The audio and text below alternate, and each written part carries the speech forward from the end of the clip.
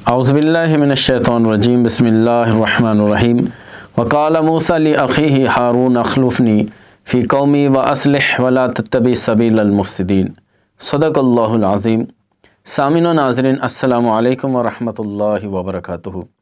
قصص الانبیاء سے آج ہم آپ کے سامنے حضرت ہارون علیہ السلام کے متعلق گفتگو کریں گے، جو کہ حضرت موسیٰ علیہ السلام کے سگے بھائی ہیں اور آپ کے جانشین مقرر ہوئے۔ حضرت موسیٰ علیہ السلام کا قصہ جو ہم نے شروع کیا ہے، اسی کے تحت حضرت ہارون علیہ السلام کے متعلق بھی آج گفتگو کر رہے ہیں، کیونکہ حضرت موسیٰ علیہ السلام نے اللہ تعالیٰ سے درخواست کی تھی، یا اللہ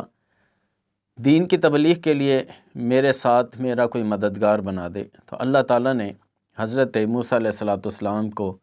حضرت ہارون علیہ السلام کی معیت اور جانشینی عطا فرمائی۔ تو ایک مرتبہ اللہ تعالیٰ کے حکم سے جب آپ نے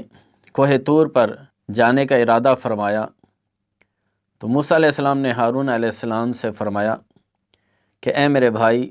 میں تمہیں اپنا خلیفہ اور نائب مقرر کر کے جا رہا ہوں بنی اسرائیل میں، تو اس میں ان کی اصلاح کرتے رہنا اور کسی بھی مفسد کے راستے پر نہ چلنا اور ان کی اتباع نہ کرنا۔ تو اللہ تعالیٰ نے فرمایا وَلَمَّا جَاءَ مُوسَىٰ لِمِيقَاتِنَا وَكَلَّمَهُ رَبُّهُ، کہ جب موسیٰ علیہ السلام ہمارے مقرر کیے وقت پر کوہ طور پر تشریف لے آئے اور گفتگو کی ان سے ان کے رب نے۔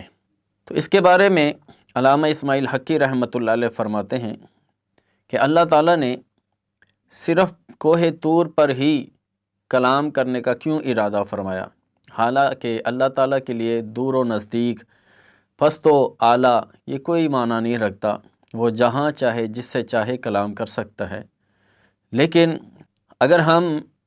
دیکھیں کہ پہاڑوں کے بارے میں اللہ تعالیٰ نے قرآن کریم میں جا بجا ارشاد فرمایا،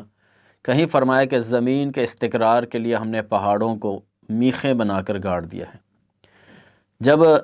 امانت کو پیش کرنے کا معاملہ آیا تو اللہ تعالیٰ نے فرمایا کہ ہم نے یہ امانتیں پہاڑوں پر بھی پیش کیں، لیکن انہوں نے اس امانت کو قبول کرنے سے معذرت کر لی۔ فرمایا کہ اگر یہ امانت ان پہاڑوں پر رکھی جائے تو وہ بھی ریزہ ریزہ ہو جائیں۔ اسی طرح حضور نبی علیہ السلام پر جو پہلی وحی کا نزول ہوا غار حرا، وہ بھی پہاڑ ہے، اور پہاڑوں کا بہت ہی زیادہ تذکرہ ہے اللہ تعالیٰ کے قانون قدرت میں۔ تو علامہ اسماعیل حقی رحمۃ اللہ علیہ فرماتے ہیں اس لیے اللہ تعالیٰ نے جس طرح زمین و آسمان کے اندر مختلف کیفیات ہیں، تو زمین کے اندر بھی ہر جگہ کا ایک ہی جیسا مقام نہیں ہے، بلکہ پہاڑوں کے مقامات اور ان کے اوصاف اور صفات مختلف ہیں۔ تو یہ پہاڑ کو اس لیے چنا گیا شرف ہم کلامی کے لیے۔ پھر دوسری بات یہ کہ موسیٰ علیہ السلام سے ہی خاص قسم کا کلام کیوں کیا گیا، کیونکہ محققین لکھتے ہیں کہ حضرت موسیٰ علیہ السلام کو بہت سے دشمنوں کا سامنا تھا، فرعون، حامان، قارون، یہودیوں کا سامنا تھا، اور بچپن میں ہی آپ کی زبان میں لکنت آ گئی تھی۔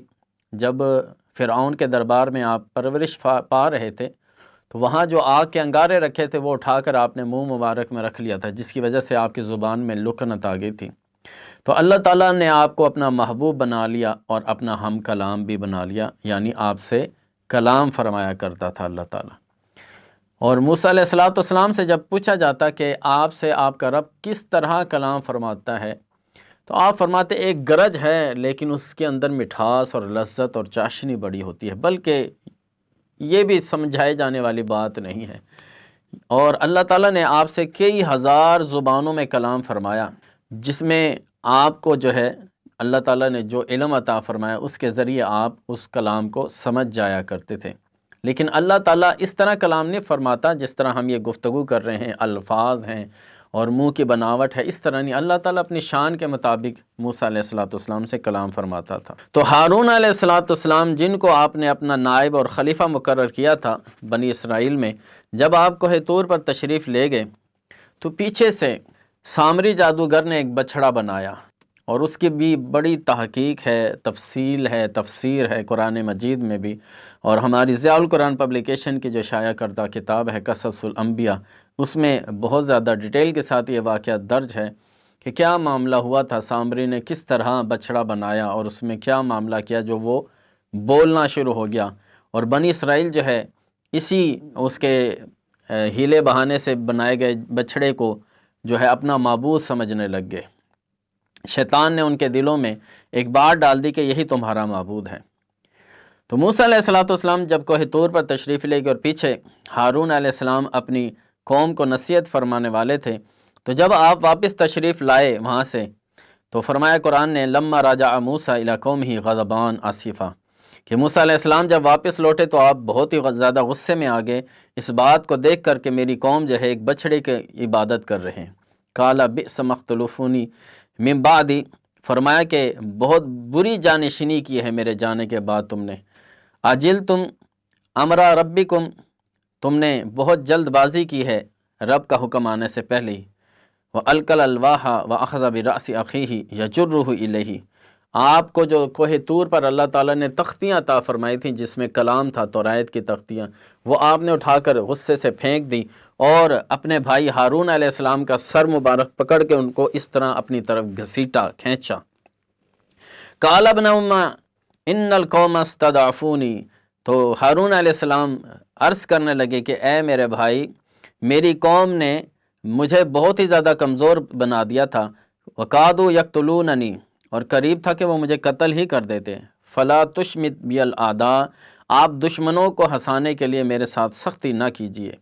ولا تجعلنی مع القوم الظالمین، اور ظالمین کے معاملے میں نہ ہو جائیے۔ اسی طرح دوسرے مقام پر ہارون علیہ السلام نے موسیٰ علیہ السلام سے عرض کی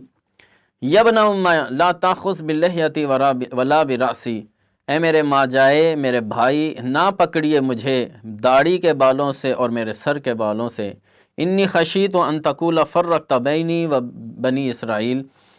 میں نے یہ سختی بنی اسرائیل پر اس لیے نہیں کی، کہیں یہ نہ ہو کہ آپ واپس آ کر مجھے یہ کہتے کہ تم نے اتنی سختی سے سمجھایا کہ یہ لوگ مجھ سے بھی متنفر ہو گئے، اس لیے میں نے سختی کی نہیں، اور جب میں نے سختی نہیں کی تو یہ لوگ اس طرح گمراہی کی طرف چلے گئے ہیں۔ تو یہ ہارون علیہ السلام نے جو جانشینی کی آپ کی پیچھے، لیکن اس میں جو ہے قوم کا معاملہ دیگر گوں ہو گیا، اور اس کی وجہ تحقیق کے دائرے میں یہی ہے کہ سامری جادوگر جو تھا اس نے قوم کو اس طرف لگایا اور گمراہ کر دیا۔ تو اس قصے میں حضرت موسیٰ علیہ السلام کے ساتھ ساتھ حضرت ہارون علیہ السلام کا بھی تذکرہ ہم نے ذکر کیا۔ دو اللہ تبارک و تعالی ہمیں صالحین میں شامل فرمائے اور ان کے قصوں سے ہمیں دنیا اور آخرت کی برکتیں اور بھلائیاں عطا فرمائے۔ وما توفیقی الا باللہ، والسلام علیکم ورحمۃ اللہ وبرکاتہ۔